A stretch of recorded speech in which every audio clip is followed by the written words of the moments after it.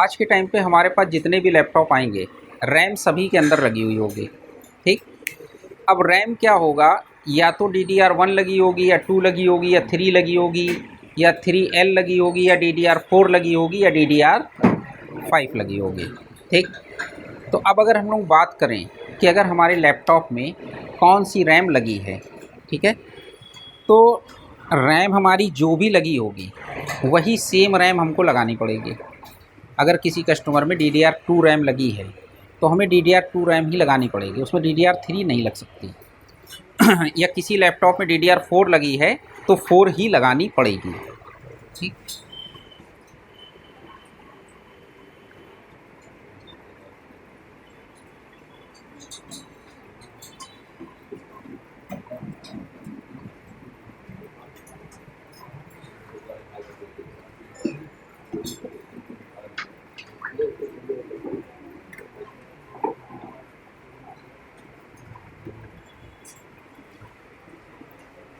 ठीक, इनमें से कोई भी रैम हो सकती है।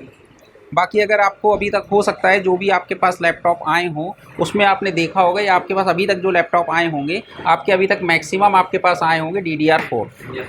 इन फ्यूचर में आपके पास में अभी तक हो सकता है लैपटॉप ना आए हों, या आगे आपको DDR5 भी रैम के लैपटॉप आपके पास आने लगेंगे।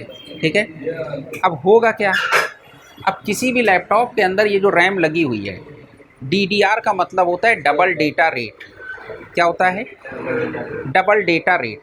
डबल डेटा रेट का मतलब होता है कि एक बार में डबल डेटा ट्रैवल करेगा। ठीक, डबल डेटा का मतलब ये हो जाएगा, ट्रैवल करने का मतलब कि जो हमारी रैम की डेटा लाइन है, डेटा लाइन में एक जो होता है, अभी हम लोग डेटा रेट की बात बाद में कर लेंगे, अभी मोटा मोटा समझ लीजिए कि डबल डेटा रेट कि मतलब एक बार में दो डेटा ट्रैवल करेगा। ठीक है, जिसको हम लोग बोलते हैं एक फॉलिंग एज में, एक राइजिंग एज में। तो अभी फॉलिंग एज और राइजिंग एज की बात बाद में कर लेंगे। ठीक, कुल मिला के हमारी DDR रैम जो भी होगी, जो भी रैम है उसके नाम के साथ में, सबके साथ में क्या लिखा होगा? DDR लिखा होगा। उसके बाद यहाँ पर DDR1 2 3 4 कोई भी लगी हो, ठीक है, या DDR3L लगी हो, इनको काम करने के लिए क्या चाहिए? वोल्टेज चाहिए। क्या चाहिए? वोल्टेज। अब अगर हम बात करें कि अब जैसे मार्केट के अंदर सबसे ज़्यादा जो चलने वाली रैम है वो DDR3 है, ज़्यादा रनिंग आपको यही देखने को मिलती है। DDR3 रैम का जो ऑपरेटिंग वोल्टेज होता है वो होता है 1.5। कितना होगा? 5। ठीक, DDR2 का ऑपरेटिंग वोल्टेज कितना होगा? 1.8। और DDR1 का जो ऑपरेटिंग वोल्टेज होगा वो 2.5। DDR3 का 1.35, DDR4 का आपका 1.2। कहने का मतलब ये है कि ये जो हमारे लैपटॉप में रैम लगी हैं या डेस्कटॉप में जो भी रैम लगी हुई हैं, इनको काम करने के लिए वोल्टेज चाहिए। और कितने वोल्टेज चाहिए? ये वोल्टेज चाहिए। ये वोल्टेज कहलाते हैं इनके ऑपरेटिंग वोल्टेज। कितने? Operating voltage. उसके बाद में क्या होगा कि इनके जो ऑपरेटिंग वोल्टेज हैं, ऑपरेटिंग वोल्टेज के साथ साथ इनको एक और वोल्टेज चाहिए। वो चाहिए होता है हमारा कौन सा वोल्टेज?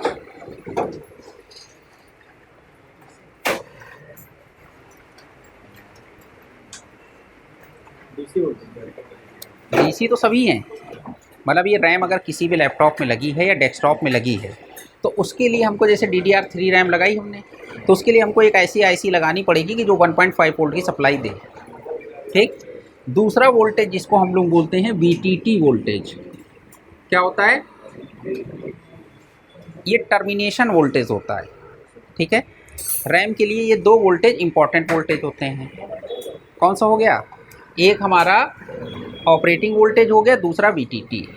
तो VTT का सीधा फंडा मान के चलना कि जितना ऑपरेटिंग वोल्टेज होगा उसका आधा वोल्टेज क्या होगा? VTT voltage.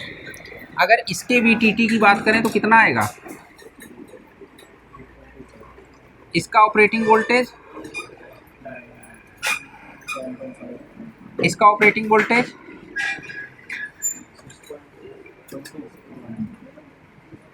मतलब कुल मिला के 0.60 वोल्ट मान लें, एक मोटा मोटा। ठीक है, मतलब उससे ज़्यादा ही होगा। और इसका वोल्टेज कितना? 0.6 वोल्ट। बात समझ में? तो जितना रैम को काम करने के लिए वोल्टेज चाहिए उसका जस्ट आधा की क्या चाहिए, VTT वोल्टेज। ठीक, अब क्या होगा, ये तो हमारी एक जनरल हमारी ये हो गई कि भाई साहब रैम को ये वोल्टेज चाहिए, ये चाहिए, ये हमारा एक बेसिक लेवल हो गया। अब बात ये आती है कि हमारे लैपटॉप में जो रैम स्लॉट लगी होती है, रैम स्लॉट को बोला जाता है डिम स्लॉट। क्या बोला जाता है? अगर किसी लैपटॉप के अंदर 2 रैम स्लॉट हैं तो एक का नाम क्या हो जाएगा, डिम 1, और एक का नाम डिम 2 हो जाएगा। ठीक, तो ये रैम स्लॉट का नाम हो गया। अब इस रैम स्लॉट के ऊपर ये वोल्टेज हमारे आएंगे। ठीक, किस पिन पे आएंगे वो भी हम लोग बात कर लेंगे, किन किन पिनों पे ये वोल्टेज देखने को मिलेंगे। अब है क्या कि अब इनके लिए हमको इम्पॉर्टेंट वोल्टेज, ये 2 वोल्टेज हो गए, ये बनने चाहिए।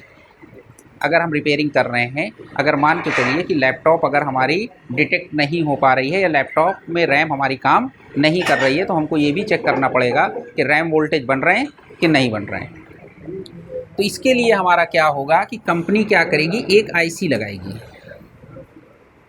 ठीक, इस आईसी का काम ये होगा कि ये वोल्टेज बनाए। क्या बनाए? वोल्टेज बनाए। तो जो वोल्टेज बनेंगे वो किससे बनेंगे? बक कन्वर्टर से बनेंगे। 2 मॉसफेट, एक कॉइल। तो कॉइल के जो आउटपुट में वोल्टेज हमारे बनेंगे वो क्या बन जाएंगे? रैम के वोल्टेज बन जाएंगे। ठीक, अब डिपेंड ये करता है कि ये रैम हमारी कौन सी है, 1 है कि 2 है कि 3 है कि 3L है, कौन सी है। अब मान के चलिए कि अगर फॉर एग्जांपल के लिए हमारी वोल्टेज कौन से थे, DDR3 थी, तो DDR3 थी तो क्या हो जाएगा, 1.5 वोल्ट हो जाएगा। बात समझ में?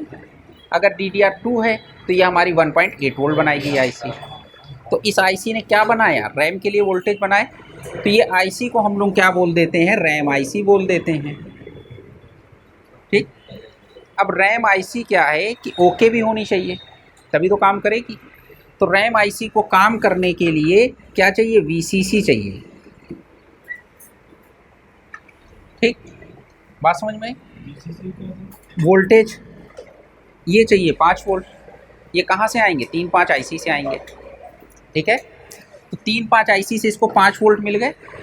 अब इस आईसी को काम करने के लिए क्या चाहिए? इनेबल चाहिए। क्या चाहिए? इनेबल चाहिए। तो अब इनेबल जो इसके ऊपर आएगा वो हमारा क्या होगा? S4 हो जाएगा। कौन सा सिग्नल होगा? S4 सिग्नल आ जाएगा। तो जो S4 सिग्नल आएगा हमारा वो कहाँ से आएगा? चिप इसको इनेबल कराएगी। क्या कराएगी? इनेबल कराएगी। तो कुल मिला के रैम का इनेबल हो गया कि नहीं हो गया? अब जब ये रैम को वोल्टेज मिल गए और साथ में S4 मिल गया सिग्नल, कौन सा सिग्नल मिल गया? तो इसने क्या किया कि ये जब S4 सिग्नल मिलते ही इसने काम किया और ये हमारे मॉसफेट जो हैं इन्होंने काम किया और मॉसफेट ने काम करने के बाद 1.5 वोल्ट बना दिए। तो जब 1.5 वोल्ट बन गए तो ये वोल्टेज हमारे रैम स्लॉट के ऊपर चले गए। तो रैम को हमारा ऑपरेटिंग वोल्टेज मिल गया। अब हमें रैम को एक और वोल्टेज देना है। क्या देना है? वो वोल्टेज हमारा क्या चाहिए? 0.75 चाहिए। अब इसी आईसी से हम चाहें तो एक वोल्टेज और निकाल लें। क्या निकाल लें? अब बात ये बनती है कि भाई इसको तो हमने आईसी को VCC दे दिया, साथ में इनेबल दे दिया। अब क्या हुआ कि इस आईसी ने यहाँ पे रैम के वोल्टेज बना दिए कि नहीं बना दिए? अब हमको VTT भी बनाना है, तो क्या हम इसके लिए एक अलग से इनेबल दें? अलग से इनेबल दें कि नहीं दें? तो अगर हमने इसके लिए एक और इनेबल दे दिया तो क्या होगा? जब ये इनेबल आएगा तो ये वोल्टेज बन जाएंगे। अब जब ये इनेबल आएगा तो ये बनेंगे।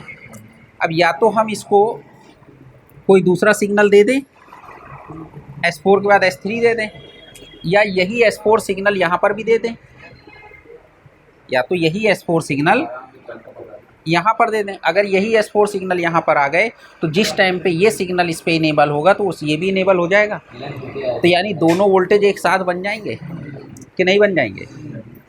या जो हमारे इंजीनियर्स हैं जिन्होंने सर्किट डिज़ाइन किया है वो एक काम और भी कर सकते हैं।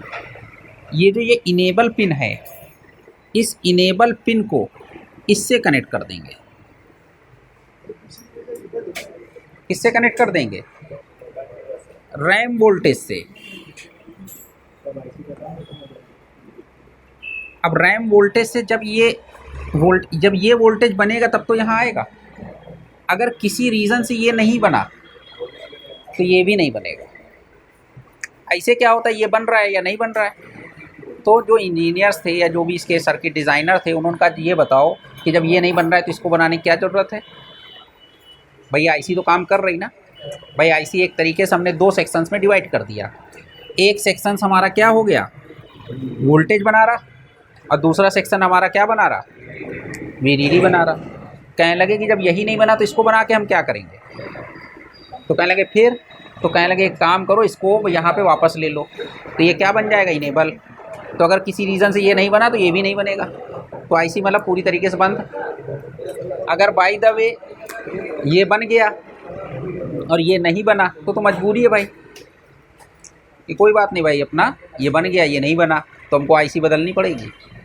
तो हमें कुल मिला के अपनी आईसी से कौन से वोल्टेजेस बनाने हैं, ये 2 वोल्टेजेस बनाने हैं, एक रैम वोल्टेज और एक वीटीटी। और साथ में हमको ये फोकस करना है कि ये जो रैम का इनेबल है ये हमारा चिप से आ रहा है या आईओ से आ रहा है। किससे आ रहा है, या आईओ से आ रहा है। ये हमारा चिप से भी आ सकता है और आईओ से भी आ सकता है, 2 में से कहीं से भी। आईओ भी इनेबल करा सकती है।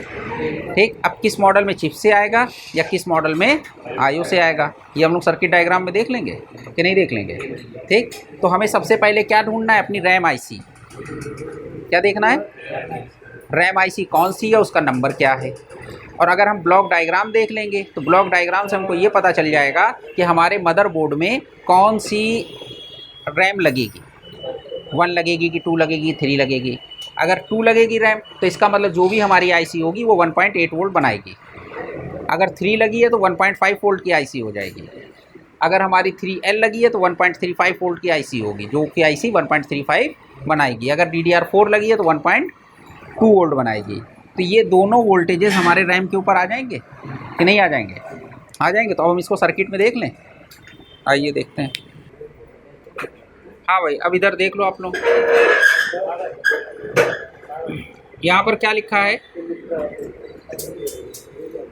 ये हमारा AMD Liano APU लिखा है, मतलब ये हमारा AMD का प्रोसेसर लगा हुआ है। इसके साथ में यहाँ लिखा है डिम, लिखा है डिम 1 और डिम 2 लिखा है। ठीक है, इसका मतलब एक रैम स्लॉट ये हो गई, एक ये हो गई। इस पे इन्होंने कैपेसिटी भी लिख दिया है कि मैक्सिमम 4 GB की रैम लग सकती है, और इस पर भी 4 GB, मतलब आप 4 GB की रैम लगा सकते हैं। अब ये क्या दिया इन्होंने, पेज नंबर 12 पे दिया है और ये पेज नंबर 13 पे दिया, हो गया। अब ये दूसरा डायग्राम देख लो,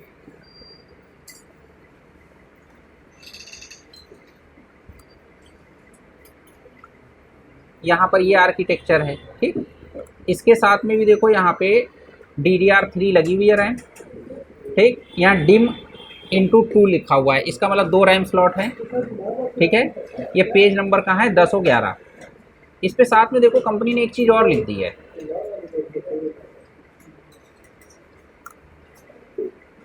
क्या लिखा है, 1.5 और 0.75 लिखा कि नहीं लिखा। इसका मतलब क्या है कि इसको काम करने के लिए 1.5 वोल्ट चाहिए और 0.75 चाहिए। यही अभी हमने बताया है कि नहीं बताया। ठीक, ये लगी कहाँ है, पेज नंबर 10 और 11 पे इसका डायग्राम आपको मिल जाएगा। ठीक, इस वाले पहले वाले डायग्राम में कंपनी ने वोल्टेज नहीं लिखे, कि लिखे हैं। अब इसमें हम पहले अगर इस डायग्राम को देखना चाहें तो पेज नंबर 12 और 13 पे जा सकते हैं कि नहीं जा सकते। अब देखो यहाँ हम पेज नंबर 12 पे आ गए, यहाँ पर हम लोगों ने जैसे 12 लिखा, बाद पेज नंबर 12 पे आ गए। अब यहाँ पर देखो कि इस आईसी में ये रैम स्लॉट में काम करने के लिए वोल्टेज कितने आए, 1.5 दिख रहा है। ठीक है, देखो आ रहा है 1.5, मतलब इसको काम करने के लिए 1.5 वोल्ट चाहिए। ठीक है, उसके साथ में देखो यहाँ पर 203 और 204 नंबर पिन है। इस पर कितना आ रहा है 0.75 DDR VTT आ रहा है। इसका मतलब इसको भी काम करने के लिए क्या चाहिए 0.75 चाहिए और क्या चाहिए 1.5 वोल्ट चाहिए। ठीक, उसके बाद जो हमारी रैम होती हैं, हर एक रैम के अंदर अगर हम जनरल लैंग्वेज में बात करें एक बायोस चिप लगी होती है। क्या लगी होती है? जिसके अंदर ये लिखा होता है कि रैम कितने GB की है, किस कंपनी की है, उसका डेटा पूरा स्टोर होता है। उसको काम करने के लिए वोल्टेज चाहिए। क्या चाहिए?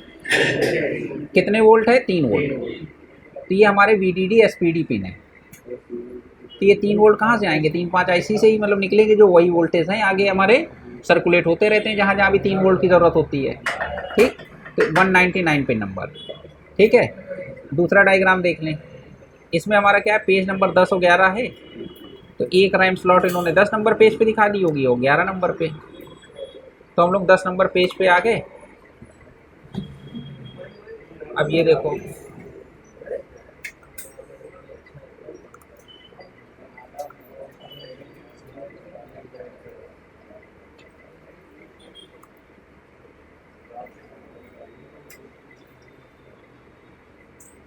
यहाँ पर आपको देखो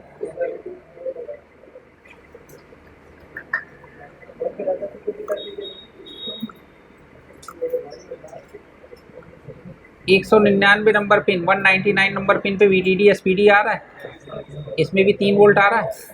नहीं आ रहा है? आ रहा है।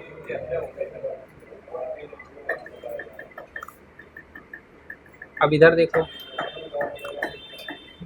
यहाँ पे रैम पे देखो ये 1.5 वोल्ट है। 1.5 वोल्ट किस किस पिन पे जा रहा है दिखाई पड़ रहा है कि नहीं दिखाई पड़ रहा है? दिख रहा है 1.5 है।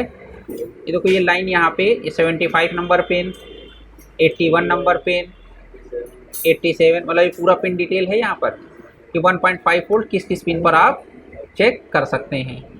ठीक है, साथ में क्या है कि 0.75 वोल्ट भी आएगा। कितना आएगा? 0.75 वोल्ट भी आएगा। पिछले वाले डायग्राम में भी हमने देखा था कि 203 नंबर और 204 नंबर पिन पे आता है। तो यहाँ पर भी देख लो, ये हमारा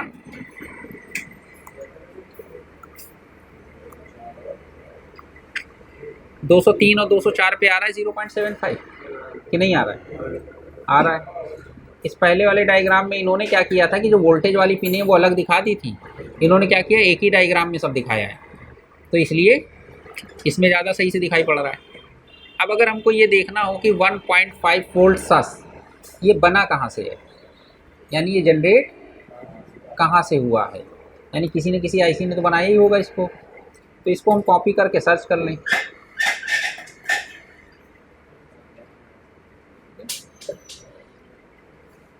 तो 1.5 वोल्ट सस जहाँ जहाँ पर भी गया होगा हमारे जो डायग्राम में जब हम सर्च करेंगे तो हमें वो सभी जगह दिखाई पड़ेंगे कि नहीं दिखाई पड़ेंगे?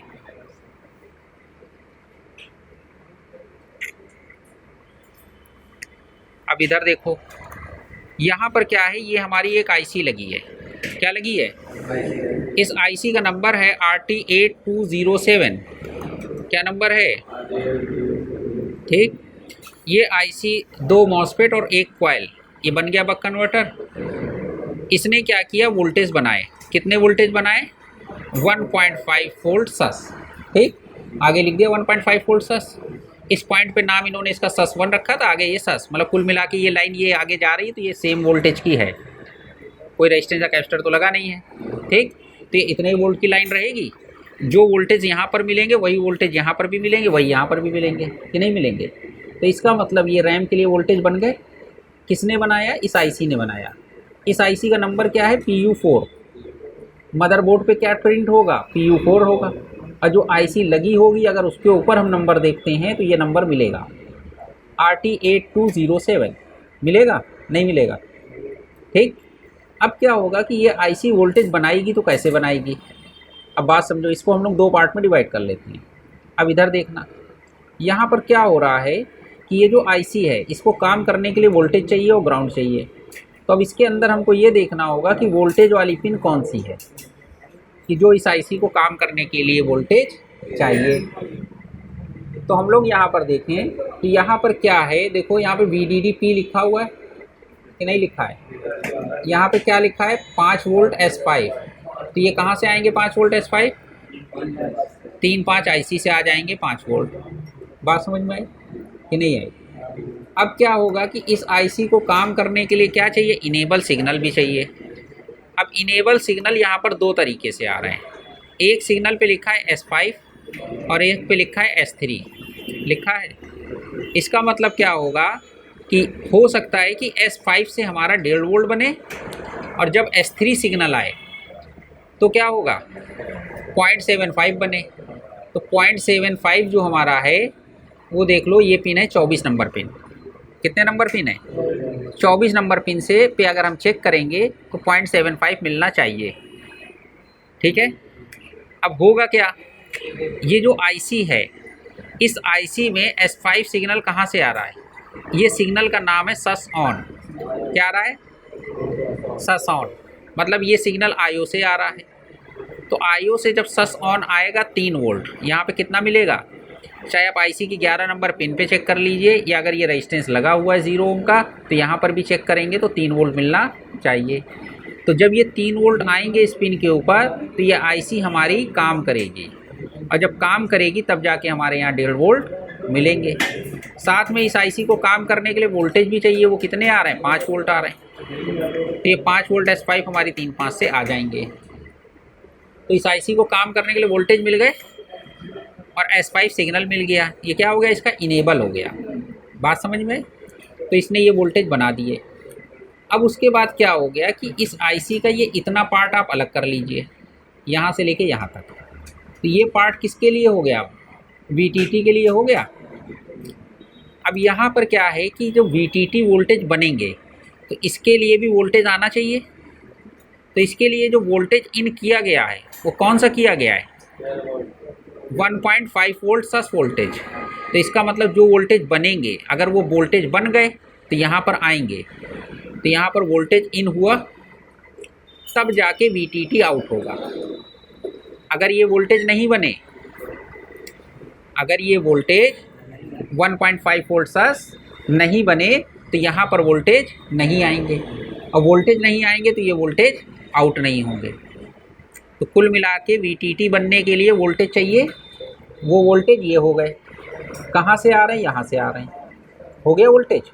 तो जब ये वोल्टेज आएंगे 1.5 वोल्ट तब 0.75 बनेगा। ठीक है, अब क्या है कि ये वोल्टेज तो जैसे ही यहाँ पर बनेंगे यहाँ आ जाएंगे, तो क्या ये वोल्टेज निकालने लगेगा, नहीं निकालेगा।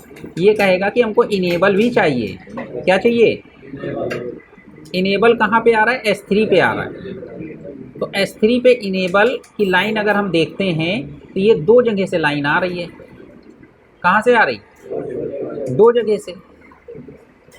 या तो सस ऑन वाली लाइन इससे जोड़ दी जाए और या तो मेन ऑन वाली लाइन जोड़ दी जाए।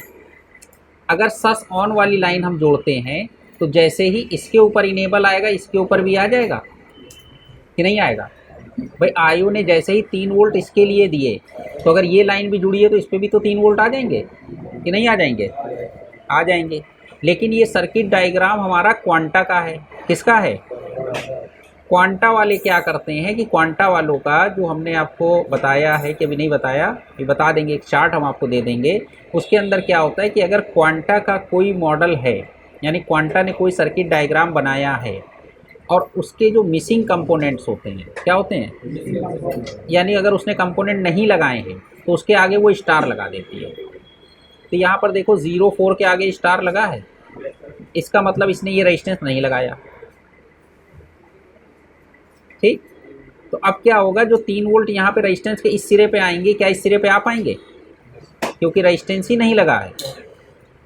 बात समझ में आई, यहाँ पर ये रेजिस्टेंस कंपनी ने लगाया है तो इसका मतलब यहाँ जो वोल्टेज आएंगे वो यहाँ पहुँच जाएंगे आगे। बात समझ में आई। तो अब यहाँ पर जो 3 वोल्ट आएंगे सस ऑन पे वो यहाँ पर आएंगे, अंदर चले जाएंगे, क्योंकि यहाँ पे स्टार नहीं लगा है तो इसका मतलब ये रेजिस्टेंस लगा हुआ है।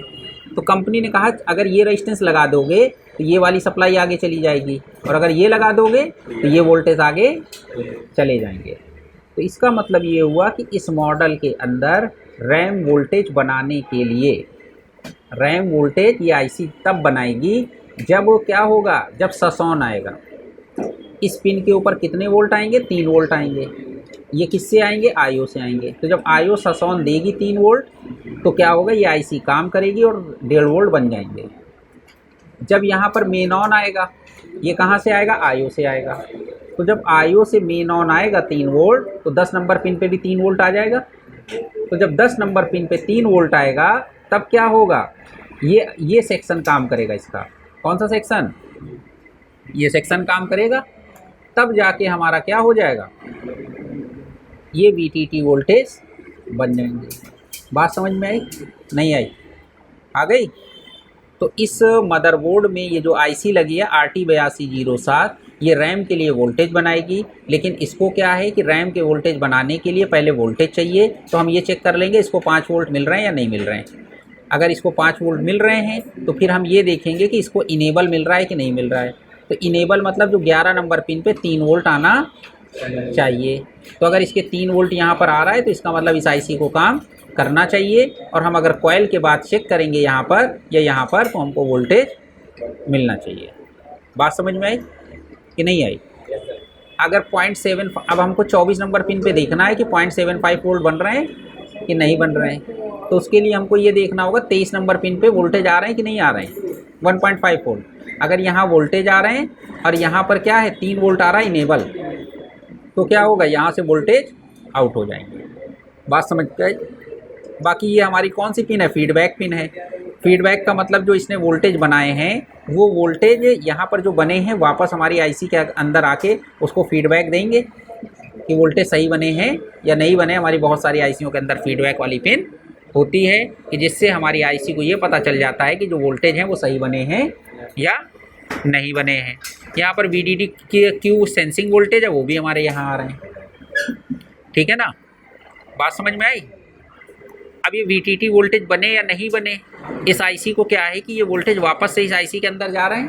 तो ये VTT की सेंसिंग पिन हो गई, यानी ये भी एक तरीके का फीडबैक हो गया कि नहीं हो गया। तो जो वोल्टेज यहाँ बनेंगे वही वोल्टेज यहाँ पर आ जाएंगे। तो ये इसको रिटर्न फीडबैक मिल गया। आ गई बात समझ में, नहीं आई, ठीक। अब उसके बाद दूसरा मॉडल हम लोगों ने खोला हुआ था, इसको भी देख लेते हैं। इसमें भी क्या बन रहा है, 0.75 SVS। इसको भी कॉपी करके सर्च कर लें, ठीक है।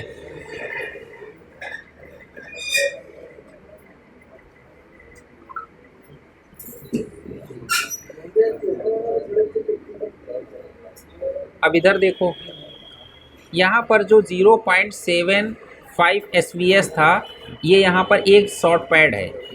क्या है, शॉर्ट पैड है। तो ये शॉर्ट पैड का मतलब ये लाइन है, इस लाइन के बीच में ब्रेक है। कंपनी क्या करती है, यहाँ पे रांगा भर देती है, शोल्डर भर देती है। तो जो वोल्टेज यहाँ आ रहे हैं वो आगे चले जाते हैं। वो इसलिए होता है कि कभी आपको अगर लाइन चेक करना हो, शॉर्टिंग वगैरह हो या कोई दिक्कत हो, तो यहाँ से आप रांगा हटा दो तो लाइन ब्रेक हो जाएगी।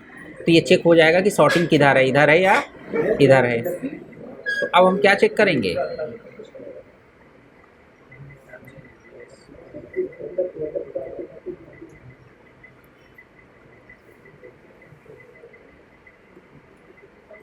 अब ये देख लो, हम पहुंच गए अपनी आईसी के ऊपर। अब इसके अंदर भी देखो कौन सी आईसी लगी है, RT8207 वही आईसी लगी है कि चेंज है। इधर देखो, यहाँ पर क्या लगी है, RT8207 लगी है, यहाँ पर भी वही लगी है।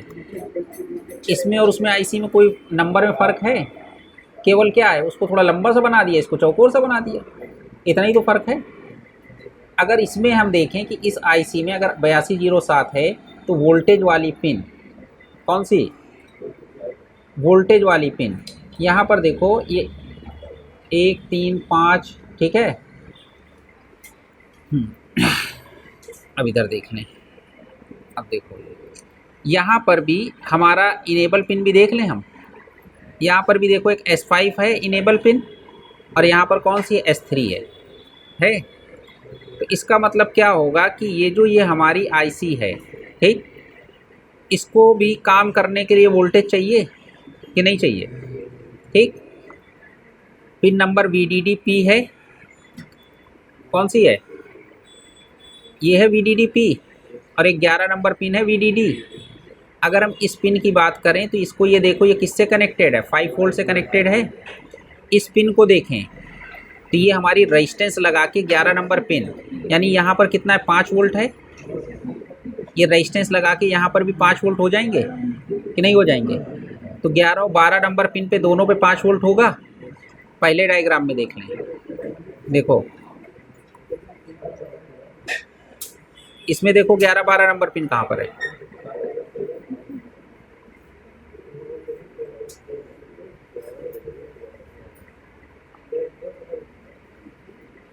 यहाँ पर आईसी का नंबर देखो क्या है, RT8207L है, क्या है, LGQW है, ठीक। यहाँ पर देखो RT8207M है, M है, तो यहाँ L और M का फ़र्क आ गया। यहाँ पे ZQW इसमें भी लिखा है, और इसमें क्या लिखा है, GQW लिखा है। तो यहाँ पे RT8207LG है, और यहाँ पर क्या है, RT8207MZ है, ठीक। अब बात समझो, इसमें वोल्टेज वाली पिन क्या दिखाई पड़ रही हैं, 11 और 12 दिखाई पड़ रही कि नहीं दिख रही, ठीक। अब इसमें देख लो, इसमें 11 और 12 नंबर कौन सी पिन हो रही है, ये तो इनेबल पिन हो रही है। तो इसका मतलब ये आईसी और ये आईसी दोनों सेम नहीं है। बात समझ में आई, नंबर सेम है लेकिन उसके आगे की डिजिट चेंज हो गई, तो इसकी पिन डिटेल भी चेंज हो गई। तो केवल हमको ये नहीं देख लेना है अरे 8207 ये भी है, 8207 ये भी है, उसके आगे का कोड भी देख लेना है कि ऐसा तो नहीं कि कुछ पिन डिटेल चेंज हो। तो जब हमने इस वाले मॉडल को देखा तो यहाँ पर हमारी VDD पिन क्या आ रही थी, 15 नंबर पिन आ रही थी, ठीक। अब यहाँ पर अगर हम देखें VDD पिन क्या आ रही है, 12 नंबर पिन। तो यानी ये 100% ये सेम आईसी नहीं है, यानी जहाँ पर ये आईसी लगी होगी यहाँ पर यही आईसी लगानी पड़ेगी। मतलब नंबर थोड़ा सा चेंज हो गया तो पिन नंबर भी चेंज हो गए। अब इसमें अगर हम इनेबल पिन देखें, कौन सी देखें, तो यहाँ पर 8 नंबर पे S5 इनेबल है और 7 नंबर पे S3 है, ठीक। यहाँ पर इनेबल देख लें, यहाँ पर 10 और 11 हो गया कि नहीं हो गया, तो यानी इनेबल पिन की भी डिटेल्स चेंज है।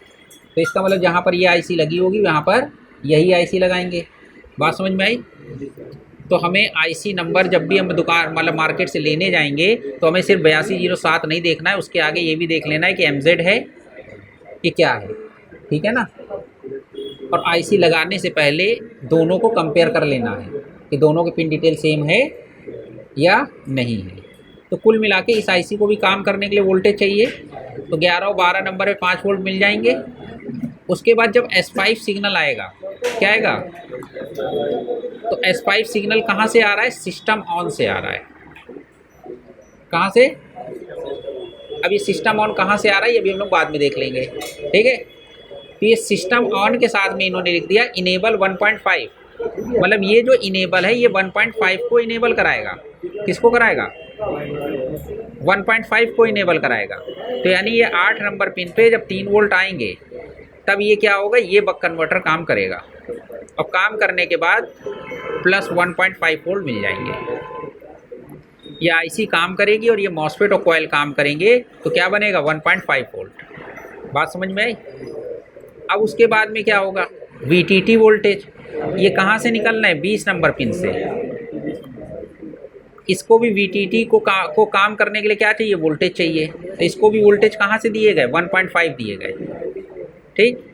और ये काम कब करेगा, VTT 0.75 काम कब करेगा, जब हमारा यहाँ से S3 आएगा। क्या आएगा, अब S3 निकालने के लिए इन्होंने इनेबल के लिए 2 ऑप्शन दिए।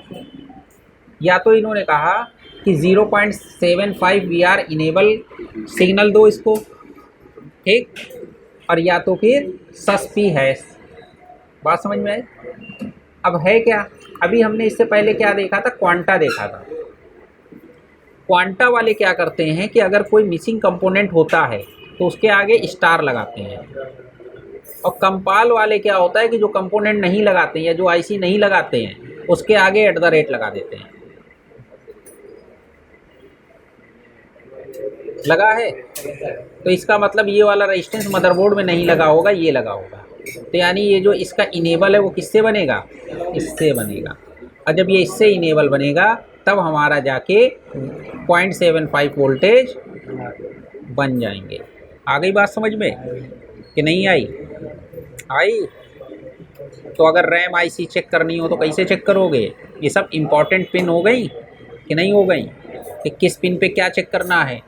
तो पहले रैम आईसी को 5 वोल्ट मिल रहे हैं कि नहीं मिल रहे हैं, फिर रैम आईसी को रैम वोल्टेज बनाने के लिए इनेबल मिल रहा है कि नहीं मिल रहा, फिर वीटीटी वोल्टेज बनाने के लिए इनेबल मिल रहा है या नहीं मिल रहा है।